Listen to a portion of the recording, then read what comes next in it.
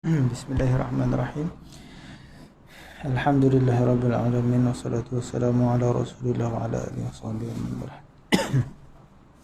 Qala al-musannif rahimahullahu ta'ala wa nafa'ana bihi wa bi 'ulumihi fid dharain.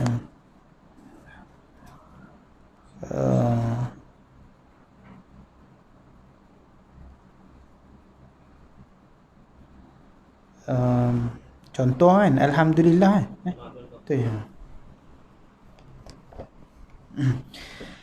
Habis jadi kita hari tu belajar apa ni? Ni di dalam bab isim mausul. Isim mausul. Apa isim mausul? Alladhi, ya. Alladhi, allati, alladhani, allazina, allai, allawati, itu semua dipanggil isim mausul. Isim mausul, Dan isim mausul terbahagi kepada dua, kita hanya ulang balik. Ada dipanggil mausul nas, ada juga dipanggil mausul mushtarak. Mausul nas ni contoh dia alladhi, dan kita dah baca. Maksud dia dinaskan untuk bilangan dan taknis dan tazkir. Alladhi khas untuk seorang lelaki, muzakkar dan juga mufrad. Kalau allati mufrad muannas, itu maksud nas. Ada namanya mausul mushtarak. Mausul mushtarak ini mausul yang berkongsi di dalam dia. Contohnya apa? Contohnya man. Man tu boleh mufrad, boleh jamak, boleh musanna, boleh muannas, boleh muzakkar. Itu yang kita belajar dulu. Kemudian contoh-contoh dia apa? Dia pun bagi. Dia kata contoh yang pertama nahwu, ay wa dzalika nahwu alhamdulillahilladzi sadaqana wa'dah. Alhamdulillahilladzi, itu syair dia. Alhamdulillah, segala puji bagi Allah. Alhamdu mubtada, maka marfu', lillahi jar majrur bacangan lillahi. Kemudian mana khabar dia? Khabar dia isim mausul alladhi, yang. Alhamdulillah, segala puji bagi Allah. Allah ini yang sadaqana, yang tak faham. Kalau alladhi saja tak faham. Bila tak faham berhajat kepada silah. Mana silah dia? Sadaqana wa'dah, itu dipanggil silah. Sadaqana, yang telah benarlah ia akan kami akan janjinya. Mana silah? Jumlah sadaqana tu, sadaqana wa'dah itu dipanggil silah, jumlah setelah alladhi. Mana a'id? Dhamir yang mengikat antara silah dan juga isim mausul. Dhamir di dalam sadaqa. Sadaqa, telah benarlah ia, ai huwa tu. Dhamir huwa tu kembali kepada alladhi. Itulah dipanggil a'id. Ini perkataan siapa ni? Ini perkataan ahli syurga. Ahli yang ada dalam syurga.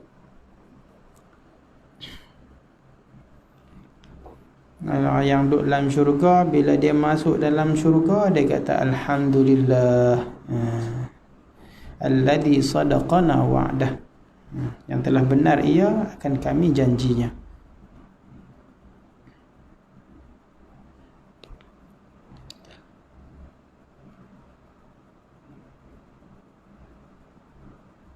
Surah Az-Zumar, ayat 37.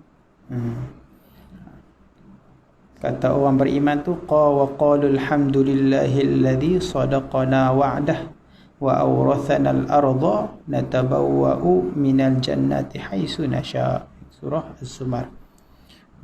Qalu, berkata mereka ni, orang yang masuk ni, alhamdulillahilladzi sadaqana wa'dah, segala puji bagi Allah yang dia benar dengan janji dia kepada kami. Wa awrathana al-ardha, dan mewarisikan kepada kami satu bumi, maksudnya syurga lah, memberikan kepada kami syurga. Mudah-mudahan kita termasuk dari orang yang bercakap dengan benda ni. Mana syahid? Alladhi. Alladhi. Contoh yang kedua, qad sami'allahu, telah mendengarlah oleh Allah, qaulal lati tujadiluka fi zawjiha, perkataan perempuan yang tujadiluka, yang bermujadalah dengan engkau wahai Muhammad, berbantah fi zawjiha, tentang suaminya. Qad sami'a, qad tu huruf tahqiq, huruf yang masuk pada huruf yang masuk kepada fi'il. Nak kena fi'il ada masuk qad di depan. Lepas itu fi'il lah. Sami'a fi'il madhi. Fa'il dia mana? Allahu. Baca dengan hu sebab fa'il bagi sami'a. Dengar apa? Sami'a tu muta'addi. Mana maf'ul dia? Mendengar apa? Allah dengar qaula, perkataan, akan perkataan. Jadi maf'ul. Perkataan apa? Qaulal lati tujadiluka. Allati ini syahid dia. Allati dipanggil isim mausul, kena kepada mufrad muannas. Dia berhajat kepada silah. Silah ni apa? Jumlah yang setelah dia. Mana jumlah setelah dia? Tujadiluka fi zawjiha. Tujadiluka tu jumlah apa? Jumlah fi'liyah. Tujadilu fi'il mudhari'. Tujadilu, mana fa'il dia? Dhamir di dalam. Yang bermujadalah, yang berbantahlah ia, ka, akan kamu, fi zawjiha. Itu silah dia panggil. Mana a'id dia? Mana a'id dia? Dhamir. Dhamir di dalam tujadilu. Tujadilu ay hiya. Kembali kepada allati. Itu a'idnya. Tujadilu silah dan a'id. Siapa dia perempuan ni? Perempuan ni nama dia siapa? Ini surah Al-Mujadalah. Surah Al-Mujadalah. Namanya perempuan ni Khawlah binti Tha'labah. Suami dia Aus bin As-Samit. Di dalam syarah dia sebut. Jadi suami dia ni Aus bin Samit ni, dia zihar kepada dia. Dia samakan juzuk badan bini dia. Orang dulu-dulu, orang Quraisy dulu-dulu, bila dia nak cerai isteri dia, maka dia zihar. Zihar ini masih ada di dalam fiqh sampai hari ini hukum dia. Cuma zihar yang dulunya digunakan oleh orang Quraisy ini, orang Arab, untuk dia cerai bini dia. Contoh zihar contoh zihar di dalam bahasa Arab, orang Melayu kita tak pakai sangat. Orang Melayu kita tak ada. Zihar ni dia mengharamkan isteri dia daripada dia berjima dengan, dia kata begini, dia kata badan hang atau zahruki ni belakang ni, tunggang, maksud dia isyarat tunggang. Tunggang ni maksud dia isyarat jima lah. Binatang kalau dia tunggang kan. Badan hang belakang hang macam belakang mak aku. Kita boleh tunggang mak dia tak? Tak boleh. Maknanya dia haramkan dia dengan isteri dia. Maknanya maksudnya apa? Dia ceraikan. Itu konsep orang dulu-dulu bila dia kata begitu, dia ceraikan. Maka Khawlah binti Tha'labah ni sedih. Dia jumpa Nabi. Orang kita pada Nabi. Nabi diam. Nabi kata tak boleh. Dah tukhai. Tapi saya tak berhati. Lain kali dia duk pergi ulang Nabi duk tak ni. Lain kali dia kata aku minta kat Tuhan doa kat Tuhan. Turun ayat ni. Qad sami'a Allah dengar. Qaulal lati, perkataan perempuan yang bermunajadalah dengan engkau wahai Muhammad tentang suaminya. Perempuan ni apa nama dia? Khawlah binti Tha'labah. Allah binti Tha'labah. Sayyidina Umar pernah satu hari ketika jadi Amirul Mukminin, dia lalu dekat Khawlah binti Tha'labah ni. Waktu tu dia dah jadi khalifah, dia lalu. Bila dia lalu, Khawlah ni sepekat dah. Dia sepekat Sayyidina Umar. Sayyidina Umar khalifah waktu tu. Dia perempuan tua je, perempuan tua miskin. Dia kata, wahai Umar, hang dulu ni hang dulu orang panggil Umair, Umar kecil. Lepas tu orang panggil hang Umar Al-Afsah. Lepas tu orang panggil orang panggil hang Amirul Mukminin. Nak abang hang jangan lupa lu asal usul hang macam mana. Lepas tu dia duduk ceramah kat Sayyidina Umar. Dia ceramah pom-pam. Sayyidina Umar diam dengar. Dengar, tak kata apa, dengar je. Diam sampai habis. Lama. Dia khalifah naik hemat, dia naik kenderaan dia ni. Kita kalau PM lalu berani berhenti. Tak berani ya. Tak berani, tapi dia sekat Sayyidina Umar. Sayyidina Umar pun diam dengar. Lama ni. Geng tentera-tentera hak belakang ni pakai air. Pasal apa Sayyidina Umar duk dengar ni, duk diam ni, tak kata apa pun. Dia duk bagi nasihat kat Sayyidina Umar. Bagi nasihat. Lepas tu dah habis tu baru Sayyidina Umar jalan. Lepas tu orang tanya, ya Amirul Mukmin, kenapa engkau berhenti dengar aja apa dia cakap? Kau diam je, tunduk dengar. Apa jawab Sayyidina Umar? Dia kata, kalau dia nak beletak dekat aku dari pagi sampai malam pun, aku tunggu dengar. Aku berhenti sembahyang je. Hak lain aku tunggu sampai malam. Allah dengar dia bercakap, takkan aku tak dengar? Itu kata Sayyidina Umar. Faqih Sayyidina Umar ni. Allah dengar perkataan dia. Sami'allahu qawlan lati. Allah dengar dia bercakap. Permintaan dia tu sampai Allah turun ayat Quran khas untuk dia. Takkan Umar tak dengar? Itu kata Sayyidina Umar. Ya Allah akbar. Sayyidina Umar, masya-Allah, dia walaupun dia orang gagah cengeng, tapi ada benda-benda yang kita nampak. Ketegasan dia tu kena pada tempat dia.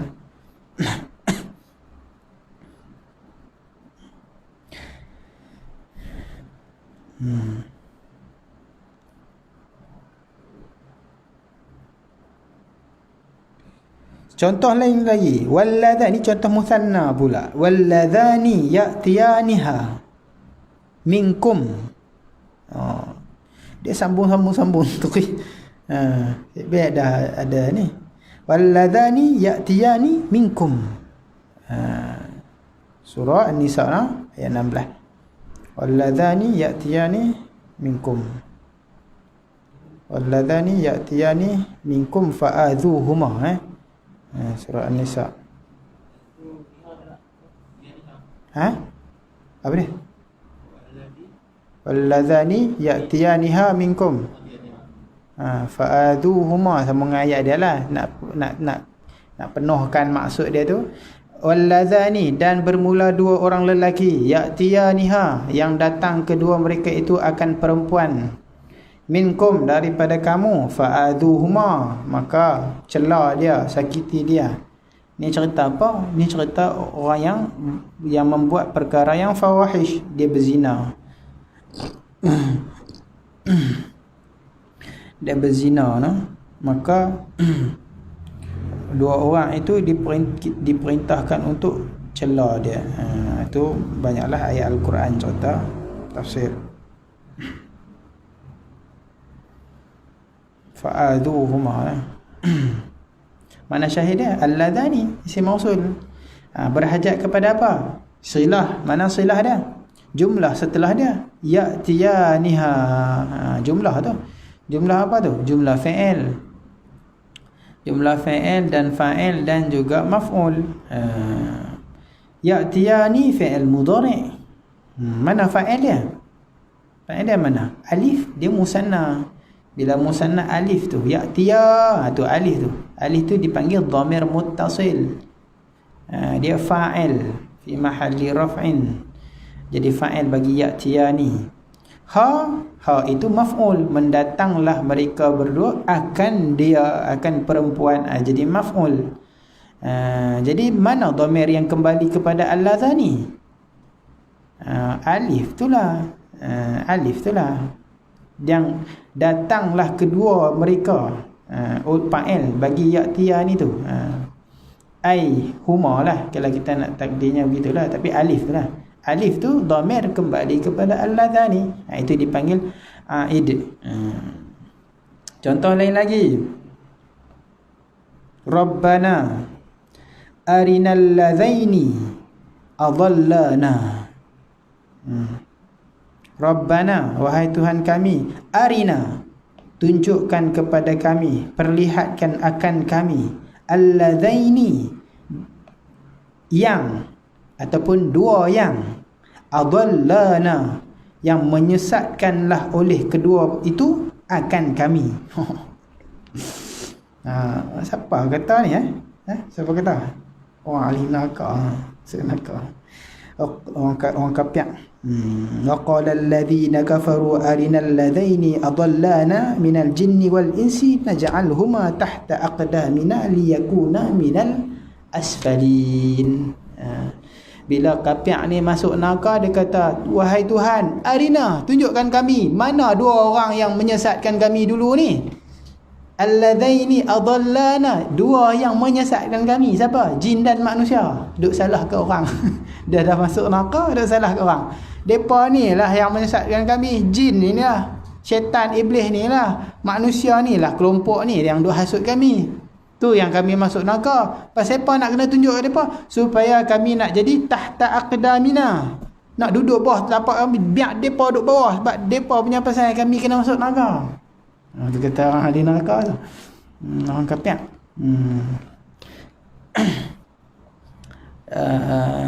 Situ tulis ayat apa, surah apa?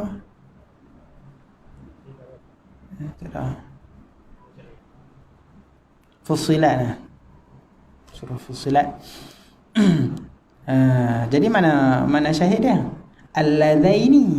Hak tadi alladzani ketika rafa'. Ketika rafa' alladzani. Hak ni alladzaini ketika nasab. Sebab apa jadi nasab? I'rab tengoklah. Rabbana, munada, wahai Tuhan kami, mudhaf ilaih kan. Rabbana mudhaf ilaih. Baca rabba sebab dia jadi munada, kita panggil Rabbana. 29 arina fi'il amar, tunjukkan, na, akan kami. Alladzai, tunjukkan apa? Jadi maf'ul lah, sebab tu baca alladzaini. Tunjukkan akan kami. Akan isim mausul lah. Sebab apa nasab? Sebab maf'ul tsani, maf'ul kedua bagi arina. Tunjukkan akan kami, maf'ul pertama. Tunjuk apa? Tunjuk akan dua yang alladzaini, dua yang, maf'ul kedua. Yang adallana, ini silah bagi alladzaini. Adalla, yang dua yang menyesatkan, na, akan kami. Itu jumlah fa'il, fa'il dan maf'ul. Mana fa'il adalla? Alif. Adalla, alif tu dhamir muttasil fi mahalli raf'in. Dhamir muttasil duduk pada mahal rafa' sebab dia jadi fa'il kan? Fa'il. Na, jadi apa mana? Adallana, akan kami, jadi maf'ul. Yang menyesatkan oleh kedua itu akan kami. Jadi mana a'id? Kembali kepada alladhi, dua yang menyesatkan oleh kedua itu. Jadi mana fa'il, mana a'id dia? Alif. Dhamir tadi. Itu silah dan a'id. Lagi contoh lain lagi, walladzina ja'u min ba'dihim. Ni yang jamak pula. Walladzina ja'u min ba'dihim. Walladzina ja'u min ba'dihim. Walladzina ja'u min ba'dihim yaquluna rabbana ighfir lana wa li ikhwanina alladhina sabaquna bil iman kan. Doa hak kita baca tu. Siapa dia ni? Walladzina ja'u, dan mereka, ja'u, yang telah datanglah oleh mereka, min ba'dihim, setelah daripada, kemudian daripada mereka. Siapa dia ni? Ni orang siapa ni? Orang tabi'in ni.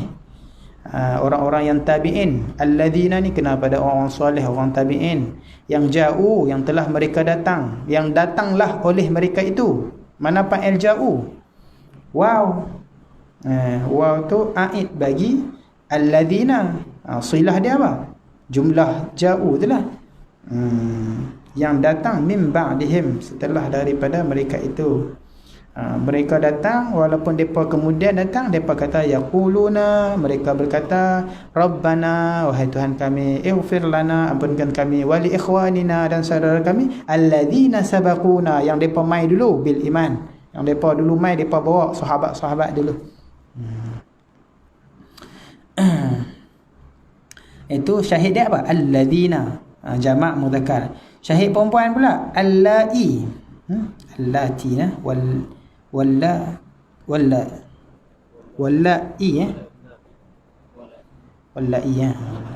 hamzah nah, ya hamzah. Wallai at-talaq, surah at-talaq, wallai ya'isna minal mahid.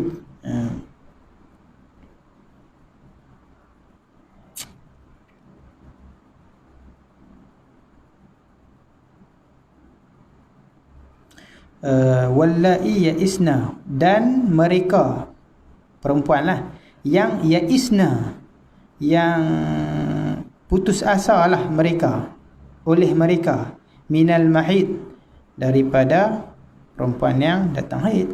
Ini nak cerita surah talak ni, surah at-talaq, cerita tentang perempuan-perempuan yang kena talak. Ada hukum-hukum dia lah. Mana syahid dia?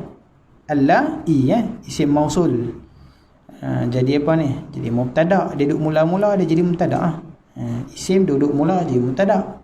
Kalau mula dengan fi'il, jumlah fi'liyah. Kalau mula dengan isim, jumlah ismiyah, maka mubtada' khabar. Kalau mula fi'il, jumlah fi'liyah, fi'il dan fa'il. Gitulah, mudah je. Jadi walla ini mubtada', ya isna fi'il apa? Fi'il mudhari' kan?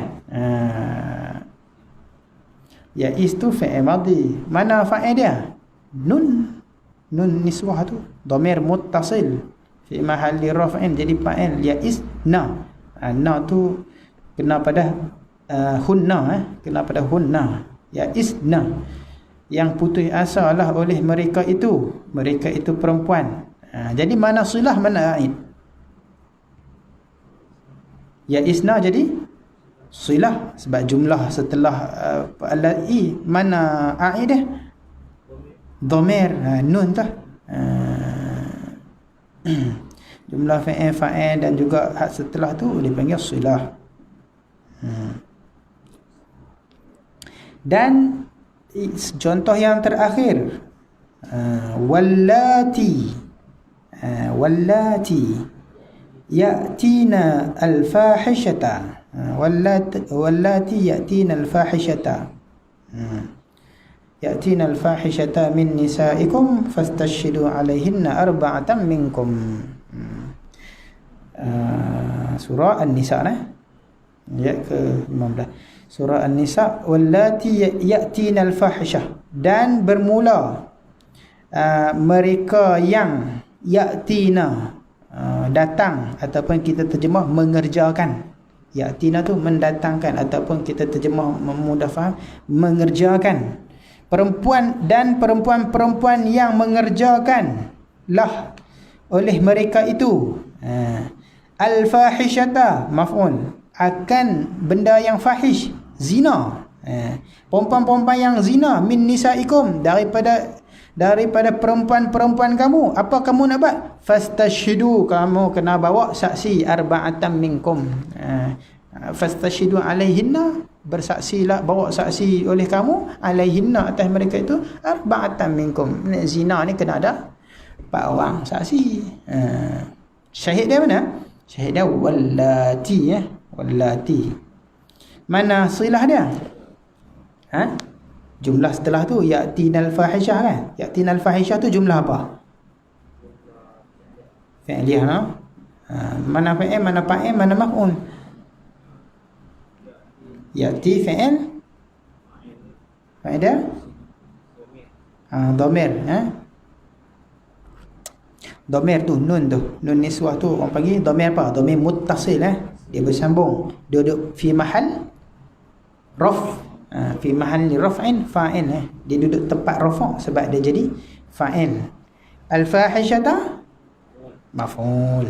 Jadi semua jumlah tu dipanggil silah bagi allai. Mana aidah? Nun kan? Sebut dah tadi. Dah. Habis itu mudah aja. Kena yang macam tu lah. Itu salah satu yang contoh di sini. Kebanyakan silah dia datangkan silah dengan jumlah lah. Silah dia ada dengan jumlah.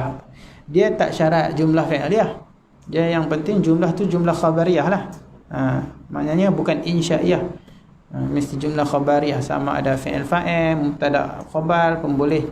Kadang-kadang dia datangkan dengan jar majrur, kadang-kadang dengan sorof. Cuma ada satu orang panggil wasfun sarih. Wasfun sarih tu nanti di dekat alif lam khas, iaitu ad-darib dengan al-madrub. Ad-darib dengan al-madrub itu silah dia darib dengan madrub tu. Al tu isim mausul. Habis kemudian dia kata wal mushtaraku sittatu alfaz. Boleh Amin ah. Mai tengah-tengah dia memang betul. Kita ceritalah sikit-sikit bagi ada benda-benda lain boleh ambil lah. Kalau tak boleh nahu pun saya sambil saya cerita sikit-sikit. Tak boleh ambil benda lain.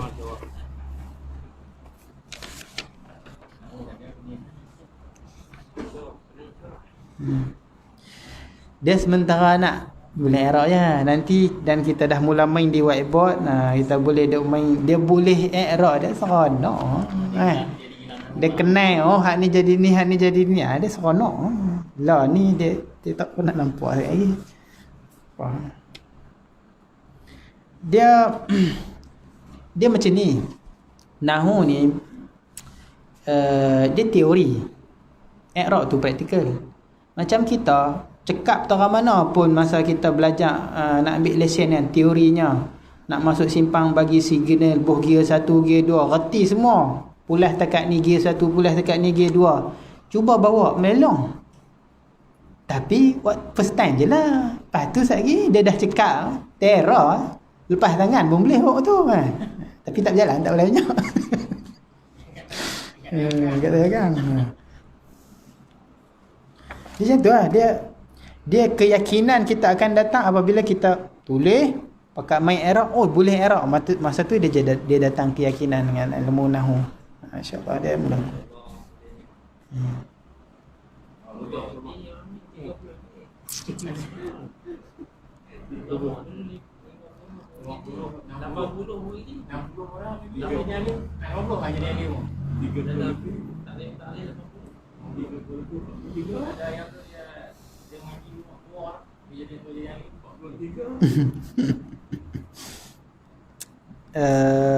Baju dia penggali kubur.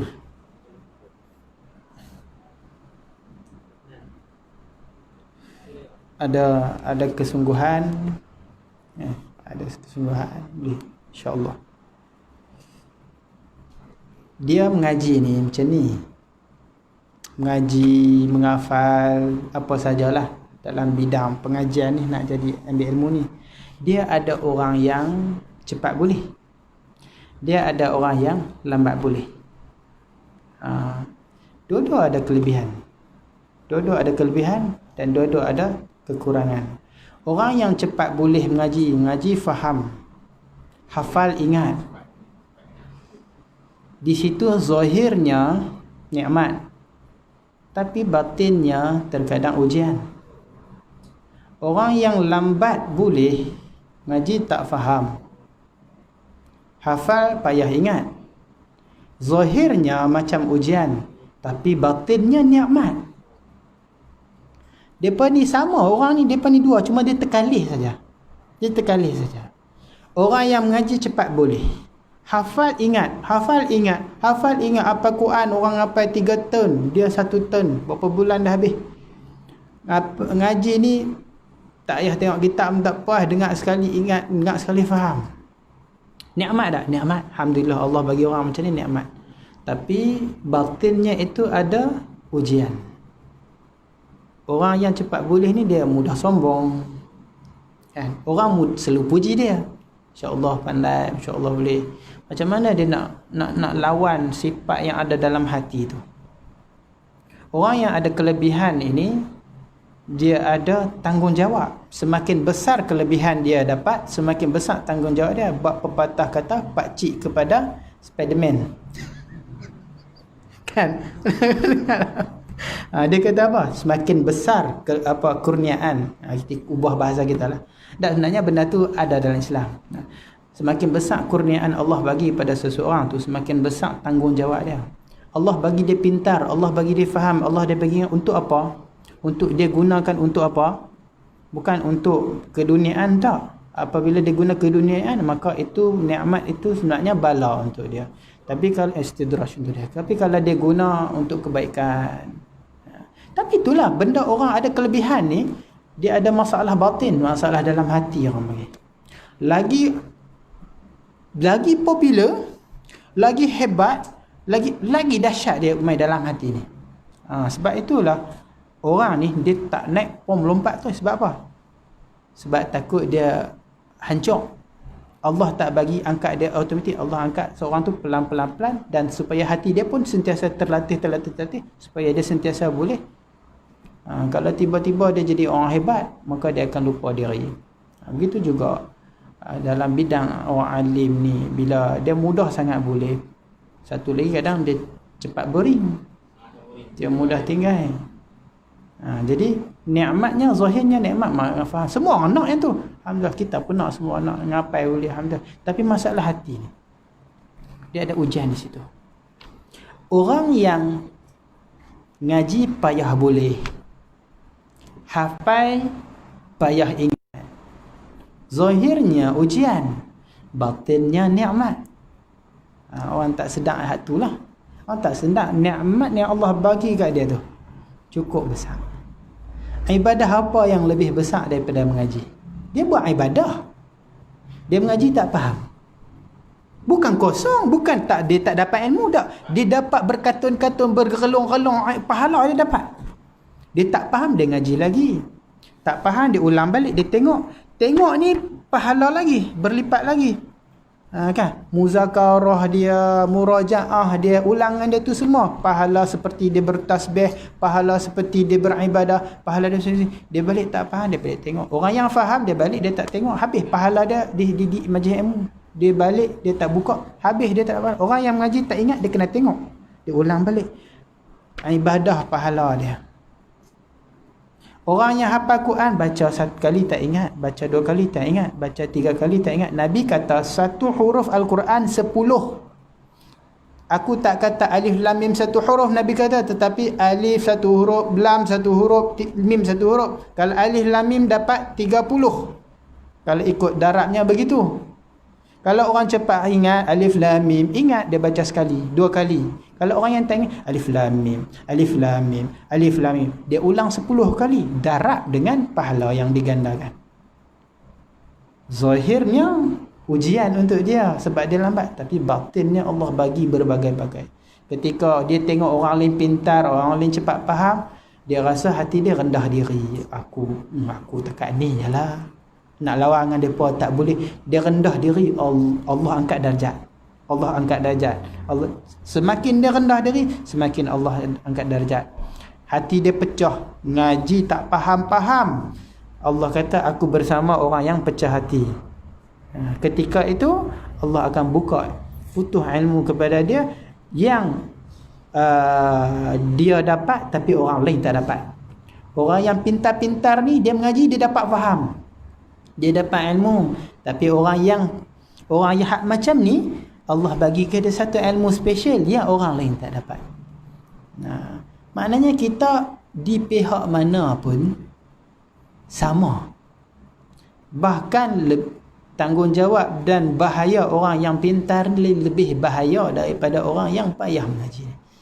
Sebab tu syukur apa pemberian Allah. Sebab Allah tahu apa yang terbaik. Kadang-kadang Allah nak bagi yang terbaik, maka Allah bagi kita lambat faham. Sebab apa? Supaya kita ada rasa tawaduk, supaya kita pecah hati, supaya Allah boleh bagi pahala banyak kepada kita. Kadang-kadang Allah tak suka, Allah bagi dia pandai-pandai. Bila pandai-pandai, sampai satu hari, dia terlajak pandai, dia memandai-mandai pula. Dia berasa dia pintar. Dia berasa dia faham. Akhirnya dia berasa guru dia salah. Akhirnya dia berasa guru dia salah ni. Memang kadang-kadang guru boleh tersalah. Jadi dia nampak kesalahan sebab dia pintar. Bila dia pintar, dia nampak kesalahan. Bila satu hari sampai satu level, dia dah boleh faham. Boleh, guru ni manusia juga. Kadang-kadang dia tersilap baca, kadang-kadang dia silap berbaris, kadang-kadang dia tersilap surah, kadang-kadang dia terlupa. Itu normal. Jadi dia nampak dia jadi dengan tu guru dia habis. Itu dipanggil zahirnya nikmat tapi batinnya ujian. Hak seorang lagi, zahirnya ujian tapi batinnya nikmat. Jadi syukur kita mana satu yang Allah bagi pilih kat kita. Ngaji lewat-lewat pun tak apa, ibadah ni macam tu saja. Allah nak bagi tu, insya-Allah lah. Sambung nah fiqh. Warabi'u mashul mushaf. Apa dia ni? Benda yang haram benda yang haram bagi perempuan yang datang haid mashul mushaf wa huwa ismun lil maktub min kalamillah bainad dafatain. Jadi perempuan yang haid haram menyentuh Al-Quran. Mushaf di sini kita kata Al-Quran lah. Apa maksud Al-Quran di sini? Dia kata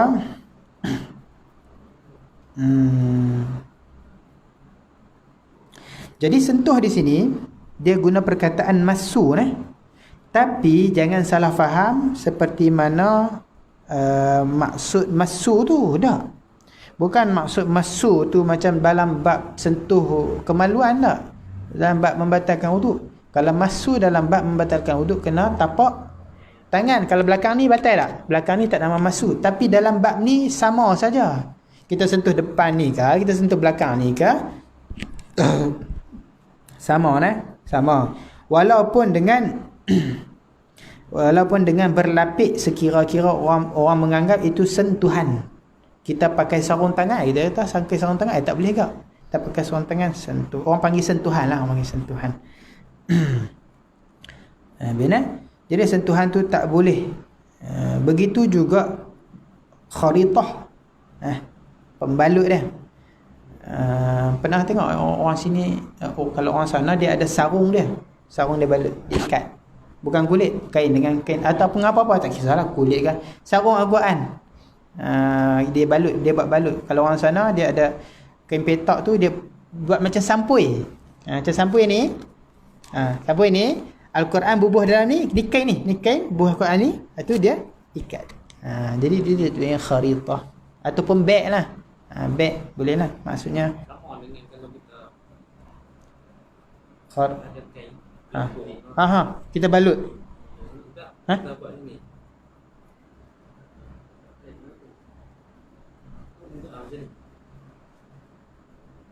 Sama. Sama. Tak tu nak tanya apa tu? Apa nama kita tahu? Sentuh. Sama. Dan sekira dianggap sentuhan.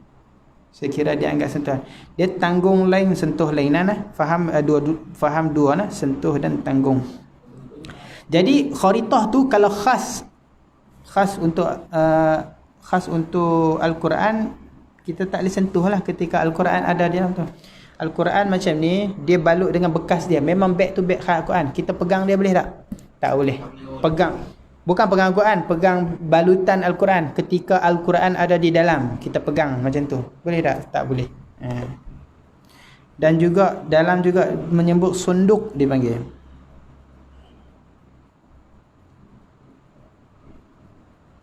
Dan juga sunduk. Sunduk ni bekas Sunduk ni bekas. Kotak. Kotak khas Al-Quran. Syarat dia apa? Syarat yang dinamakan haram menyentuh tu, syarat dia mesti pertama Al-Quran mesti ada dalam tu. Dan juga bekas tu memang bekas khas untuk Al-Quran. Kotak tu memang kotak Al-Quran. Beg tu memang beg khas Al-Quran. Kalau beg sekolah macam-macam kitab Al-Quran, buku, kitab, pen, bukan beg khas Al-Quran tak. Itu tak termasuk di sini lah. Maksud kharitah ataupun beg tu beg khas Al-Quran. Sunduk ni pun sunduk khas Al-Quran ketika ada Al-Quran. Ketika tak ada, tak apa. Sunduk bekas dia, kotak dia, kita pegang. Al-Quran tak ada dalam tu, tak apa, tak ada masalah. Yang haram menyentuhnya bagi perempuan ada haid ni kalau ada Al-Quran di dalam.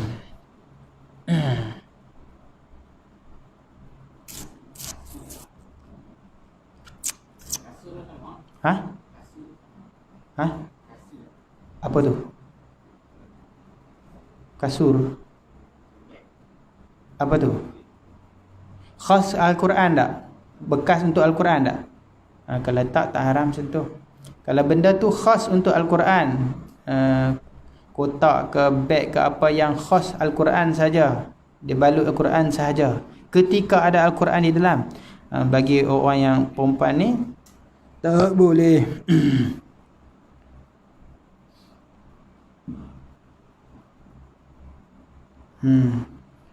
Menanggung masalah lain pula dah. Ini cerita je menyentuh.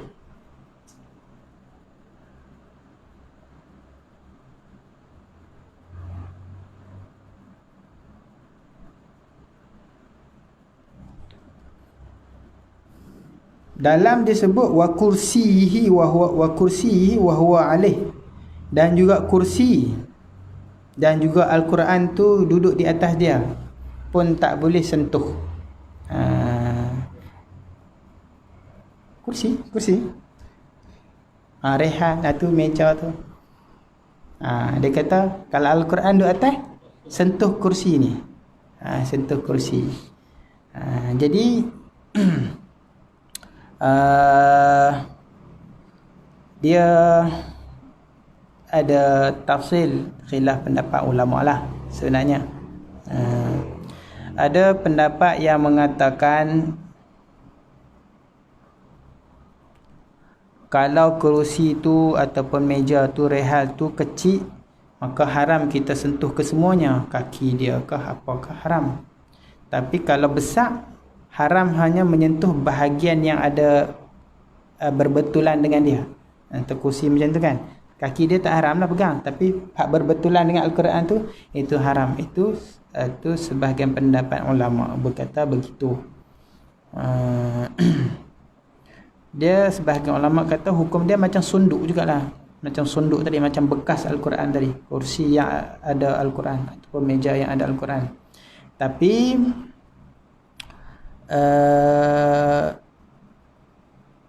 ada pendapat yang kata tak haram pegang meja ke, werehal ke, kursi ke, tak haram mutlaqan.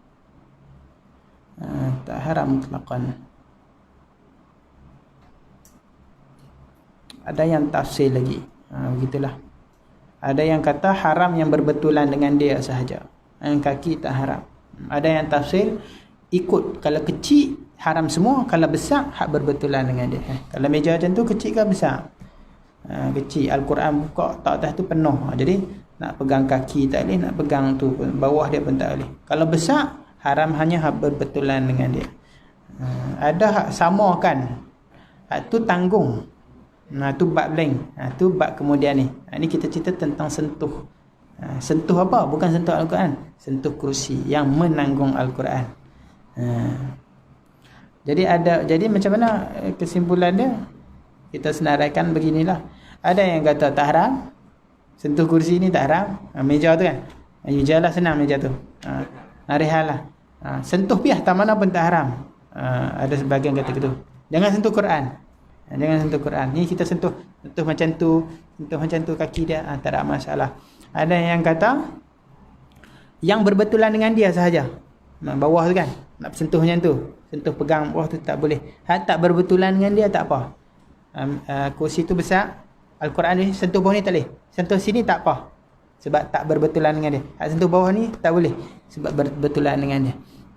Ada yang tafsil, kalau kecil semua tak boleh sentuh. Kalau besar, hak berbetulan saja tak boleh, hak tempat lain boleh. Begitu. Kita nak pakai ana ikutlah mana pun.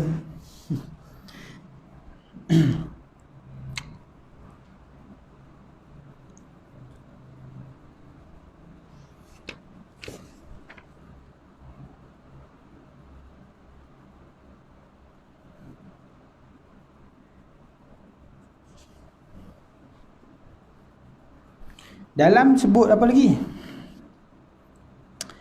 Kulit. Wajilduhu al-muttasil pun tak boleh. Ni Quran, ni kulit. Al-Quran macam tu, kita sentuh kulit dia boleh tak? Tak boleh ketika dia ni. Ketika dia bersambung tak boleh sentuh. Kulit pun tak boleh. Bukan tanggung sentuh ke atas, sentuh ke tepi. Kalau pegang macam ni tanggung. Ni sentuh pun tak boleh. Wa kadza al-munfasil, wa kadza tu isyarat khilaf. Wa kadza maknanya ada khilaf. Al-munfasil 'ala al-mu'tamad ma lam tanqati' nisbatuhu anhu. Begitu juga kulit Al-Quran yang bercerai, dah tercabut dari Al-Quran. Atas pendapat mu'tamad di sisi Imam Romli ni. Ni Imam Romli. Selama mana tak terputus nisbah kulit tu daripada Al-Quran. Maknanya orang masih lagi panggil kulit Al-Quran, orang tak panggil lagi kulit kitab. Lah ni kulit dia dah pucuk dah Al-Quran. Lepas sampai bila-bila orang panggil kulit Al-Quran. Cerita dulu-dulu tak ada cok apa-apa depan tu. Jadi bila orang tercabut, orang pergi bubuh di kitab. Orang buat kulit kitab. Orang tak panggil kulit Al-Quran dah. Ketika tu haram tak? Tak haram. Ketika dah tak nama, orang dah tak panggil kulit Al-Quran, boleh sentuh. Boleh sentuh. Ini sebab pendapat Imam Romli. Ada sebahagian pendapat kata dia tercabut daripada Al-Quran, sentuh je lah. Maknanya tak ada masalah sama ada dinisbah kepada Al-Quran ataupun tak dinisbahkan kepada Al-Quran.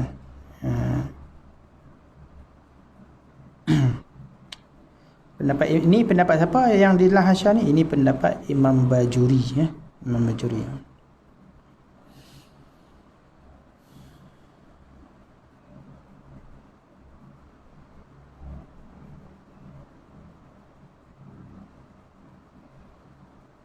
Kalau Syekh Ibn Hajar, haram tu ketika ni je. Ketika berhubung je. Bila tercabut dah tak haram dah. Jilduhu. Haram menyentuh. Dan ini adalah pendapat yang sahih. Pendapat yang sahih lah. Sebab dia seperti juzuk. Walaupun dia bukan kulit. Bukan Al-Quran. Mana ada ayat Quran kan? Walaupun dia kulit tapi dia seperti juzuk. Dia juzuk Al-Quran. Jadi sebab itulah haram. Dan pendapat muqabil bagi sahih tidak haram. Sebab apa? Sebab mana ada tulisan di situ. Dia seolah-olah bekas sahaja. Itu pendapat muqabil sahih. Makna dia terlajak dhaif. Yang tak sepatutnya lah kita taklid. Dhaif jiddan lah. Jadi kalau kulit yang bersambung dengan Quran ni, sahihnya tak boleh lah. Tapi muqabil sahihnya boleh. Dia ghalib, dia ikut kaedah begini. Muqabil sahih ni ghalibnya sangat dhaif dan orang tak beramal selalunya. Orang tak ambil. Tapi itulah ghalibnya. Maknanya kadang-kadang ikut. Ada ulama kata pendapat tu boleh pakai.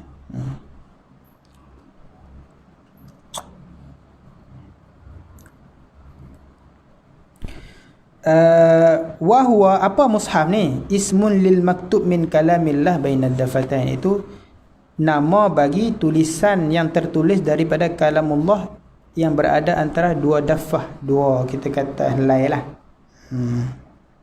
Maksud di sini segala tulisan yang ditulis dengan niat menulis Al-Quran, walaupun papan ke, tiang ke, baju ke, kain ke, tulisan tu apabila ditulis dengan niat tulis Al-Quran, maka haram menyentuh. Maka haram menyentuh. Walaupun sebahagian ayat. Walaupun sebahagian ayat. Dan ini adalah pendapat yang asah. Pendapat yang kuat. Mana-mana saja tulisan kita tulis di dinding, Qul huwallahu ahad dengan qasa ayat Al-Quran, maka haram menyentuh. Kalau tidak ada, tak suci. Kalau kita tulis di papan dengan niat ayat Al-Quran, menulis ayat Quran, haram sentuh. Tulis di buku, tulis di kitab, haram sentuh. Tapi muqabil bagi asah, ini pendapat yang dhaif tapi boleh pakai sebab dia muqabil asah. Maknanya dia pun pendapat yang masih kuat juga, dia dhaif tapi tak terlampau dhaif. Muqabil asah tak ada masalah. Sebab apa? Sebab itu bukan mushaf. Tulis kat dinding, mushaf kah? Bukan. Tulis di baju, mushaf kah? Bukan. Jadi tidak ada masalah menyentuh mengikut pendapat yang dhaif. Muqabil bagi asah. Ini luas sikit. Orang boleh di frame. Baik. Itulah kita kata dengan qasad Al-Quran mengikut penulis. Kalau dia qasad hias, perhiasan, itu tak haram sentuh. Kita duit kita tak ada ayat Quran kan, tapi duit Arab, duit dinar dirham dulu ada tulis qul huwallahu ahad, ada yang tulis la ilaha illallah. Duit. Kalau orang berhadas tak boleh pegang, tak boleh tanggung. Boleh sebab apa? Sebab dia bukan qasad Al-Quran, nak tulis Al-Quran di situ. Dia tidak qasad tulis Al-Quran. Jadi tak haramlah menyentuh, menanggung.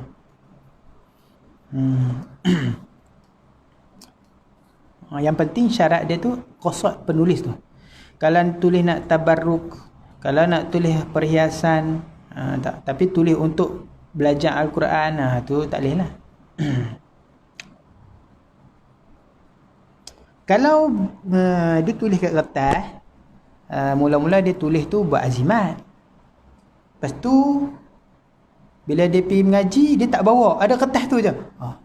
Bertukar niat dia azimat jadi Al-Quran, buat dirasah Al-Quran, belajar Al-Quran. Atau terkalih mula dia tulis ingat nak buat baca Quran, tulis ayat Quran. Lepas tu dia kata, ni buat azimat ni, ambil berkat gantung lekat kat pintu. Terkalih pula niat dia. Jadi nak pakai hak mana satu? Niat pertama ke niat hak kedua? Nak pakai hak mana satu? Niat pertama, niat dua. Imam Ramli kata pakai hak pertama. Imam Ramli kata pakai hak pertama. Imam Qalyubi kata pakai hak kedua, hak dah berubah. Maknanya benda tu khilaf.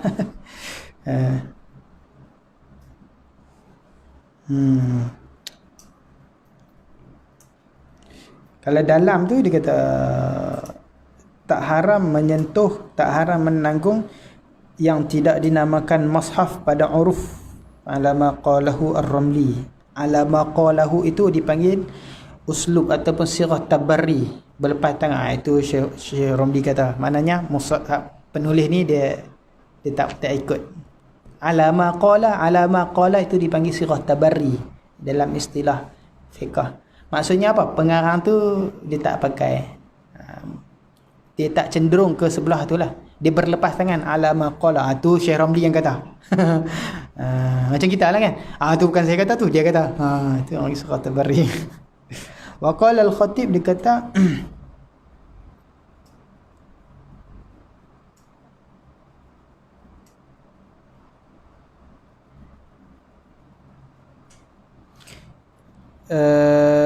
Syekh Khatib kata tak haram walaupun dinamakan mushaf. Sebab apa?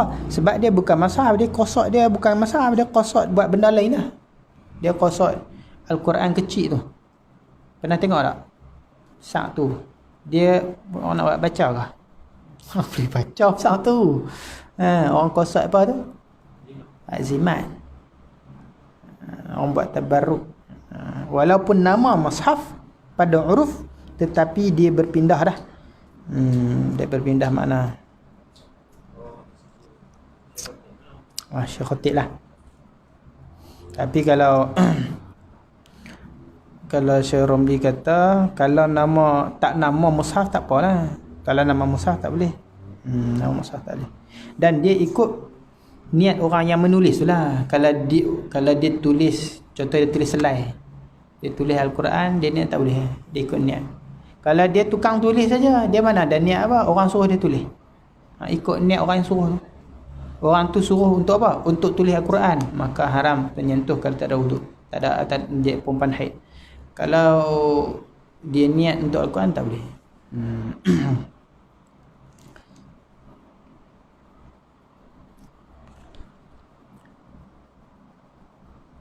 Tafsir je nak tafsir. Tafsir boleh pegang tak?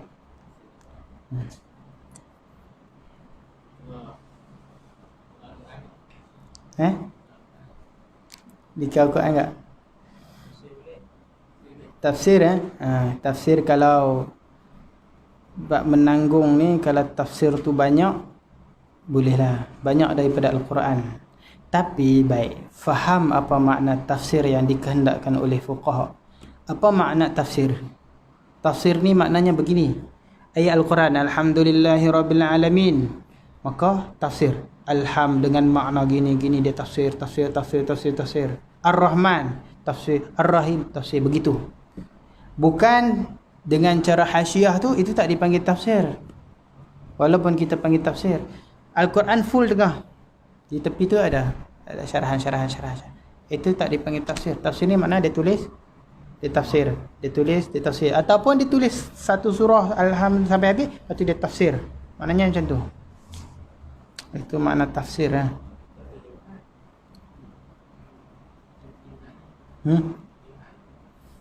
Nah, adakah terjemahan nama tafsir? Baik. Dia ada kehalusan di situ dan dia ada tafsil. Cuma saya tak ingat sangat tafsir secara terperinci. Ada disebut di dalam kitab Faidul Khabir. Syekh Muhammad Alwi dia buat panjang tafsir perbezaan perbezaan yang mana yang kata terjemah yang haram, terjemah tak haram, apa semua tu, tafsir macam mana dia buat itu. Ada detail-detail yang kita kadang terlepas pandang di situ. Cuma saya tak ingat tafsir tu. Kalau nak tengok, buka di dalam kitab Faidul Khabir. Syarah ni Zamzami dalam kitab usul tafsir.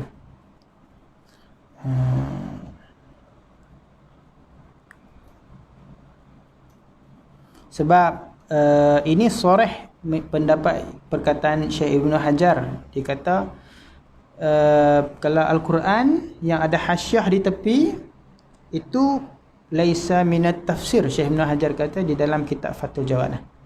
Dia kata bukan tafsir, tak dinamakan tafsir.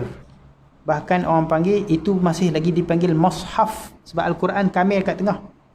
Itu panggil mushaf, tak dipanggil tafsir. Jadi tak boleh tanggung. Itulah maksudnya. Orang panggil mushaf muhasyi, maknanya mushaf yang ada hasyiah, tapi orang tak panggil tafsir. Tapi pendapat Imam Romli, dia kata hukum dia macam tafsir. Imam Romli kata walaupun kat tepi tu hukum dia macam tafsir lah. Kalau dia banyak boleh, kalau dia tak banyak tak boleh.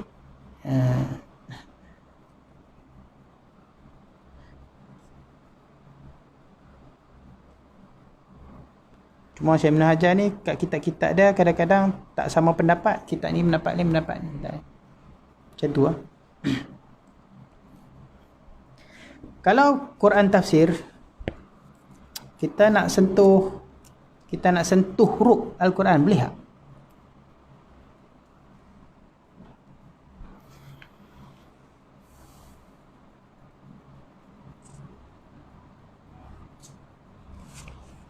Tafsir dia.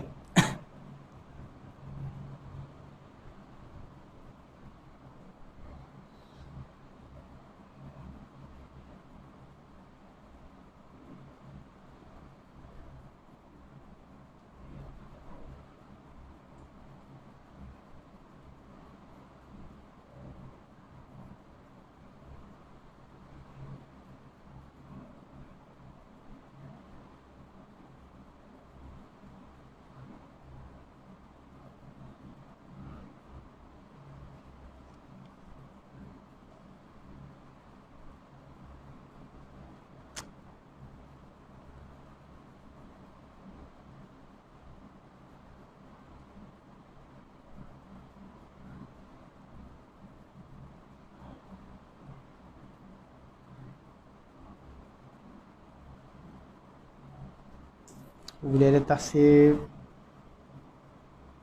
dekat hamal dengan nas.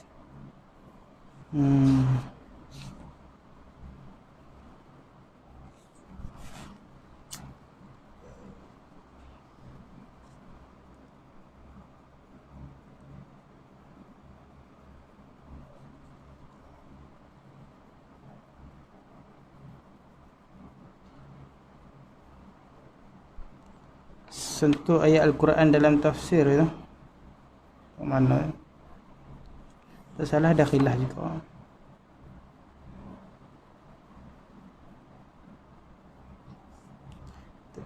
Tak salah ada khilaf juga situ.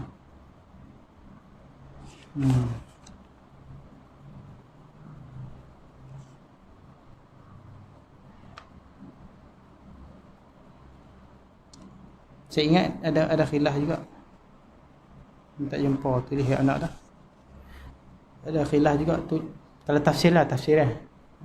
Tafsir Nurul Ihsan Kau ngaji kitab tu kadang orang kada wuduk pegang gitu. Lepas tu dobit tulis tak tangan. Tulis kena ayat Quran Tak salah dia ada dua pendapat. Ada yang kata dekat ayat Quran tak boleh, ada yang kata boleh pada tafsir. Pada tafsir. Dah berlaku. Ini sebagai maklumat saja. Habis wa hamluhu Allah alam. Faedah tu satu faedah dalam hasyah Bajuri. Sebab ada Bajuri tengok masih hasyah. Dia kata yustahabul qiyam lil mashaf. Sunat kita berdiri untuk mashaf. Li'annahu yustahabul qiyam lil ulama. Sebab sunat kita berdiri untuk ulama. Fal mashaf aula kama fil bayan.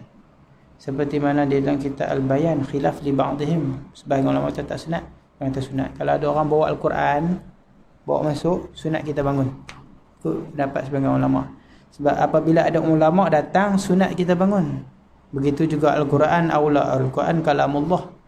Dia sunat kita bangun. Bahkan di bahagian kitab fiqh yang lain, dan juga adab, at-tibyan apa semua, haram lah melunjurkan kaki ke arah Quran. Kalau duduk situ kita tak kaki haram.